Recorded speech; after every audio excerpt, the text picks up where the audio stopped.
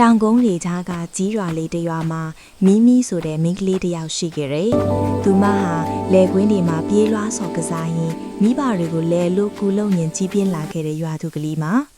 ဒါပေမဲ့သူမတဲ့နှလုံးသားထဲမှာတော့ဒီရွာလေးတဲ့ကြော်လွန်တဲ့ကဘာကြီးကိုမြင်ကျင်တဲ့ဆန္ဒတစ်ခုအမြဲရှိနေခဲ့တယ်။ညနေခင်းတိုင်းလယ်ကွင်းတွေကိုဖြတ်ပြေးတဲ့မီးရထားကြီးကိုလက်ပံပင်ကြီးအောက်ကကြောက်တုံးပေါ်မှာထိုင်ပြီးမိမိငေးကြည့်နေတတ်တယ်။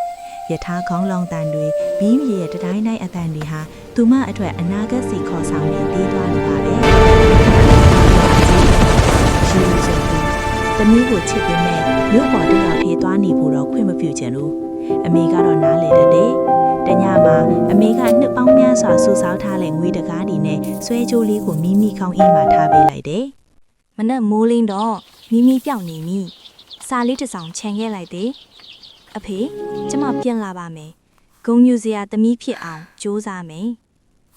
။မြို့ရောက်တော့လူတွေကအယမ်းများပြီးလူတွေထူးထပ်တယ်။အလုတ်လျှောက်တိုင်းအတွေ့အကြုံရှိလားဆိုတဲ့မိခွန်းနဲ့ပဲရင်ဆိုင်ရတယ်။ပိုက်ဆာစာနဲ့အိပ်ပျော်သွားတဲ့ညတွေအချင်းချင်းရှိခဲ့တယ်။ဒါပေမဲ့မိမိလက်မလျှော်ဘူး။ဒီနေ့ဈေးတွေကဒေါ်ကြီးက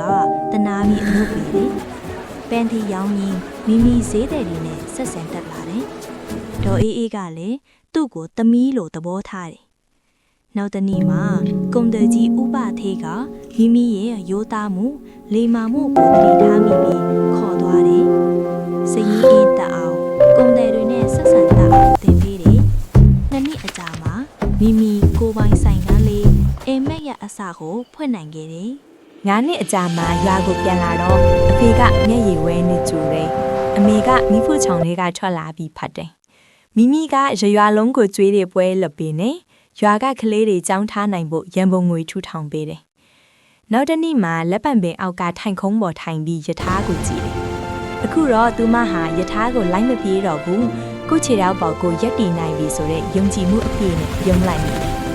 ဒီပုံပြင်လေးရက်သင်ခန်းစာကတော့ဘဝမှာအိမ်မက်ဆိုတာလေတွေကရွှေစိမ်ငှက်လိုလှပေမဲ့လက်လန်းမိဖို့လို့ခက်ခဲတတ်တယ်။ဒါပေမဲ့မိမိလိုမျိုးဆွဲရှိရင်လုံလဆိုင်ရင်ရိုးသားမှုဆိုတဲ့လမ်းပြချေလေးကိုယ်မှရှိရင်ဘလောက်ဝေးဝေးပြန်တန်းနိုင်တယ်ဆိုတာဒီပုံပြင်လေးကသင်ပေးတယ်။မိဘမေတ္တာဆိုတာအတောင်ပံမဲ့အချိန်ထောက်ပံ့ပေးတဲ့လေဟုံလိုပါပဲ။မမြင်ရပင်ပဲအငင်းရှိနေတယ်။ခရီးဆုံးရောက်တဲ့အထိအားပေးတယ်။အရေးကြီးဆုံးကတော့ကိုယ်ဆက်မစ်ကိုဘယ်တော့မှမမေ့ဘူးပါပဲ။ပြန်လာဖို့နေရာတစ်ခုကြိုဆိုဖို့လက်တစုံအမြဲရှိတယ်ဆိုတာသိထားခြင်းကခရီးဆက်ဖို့ခွန်အားအကြီးဆုံးပါပဲ။အိမ်မက်ဆိုတာကိုယုံကြည်ခြင်းရဲ့အစဇွဲလုံလရဲ့အဆုံးမေတ္တာတရားရဲ့အလယ်မှာပွက်နေပန်းလေးပါ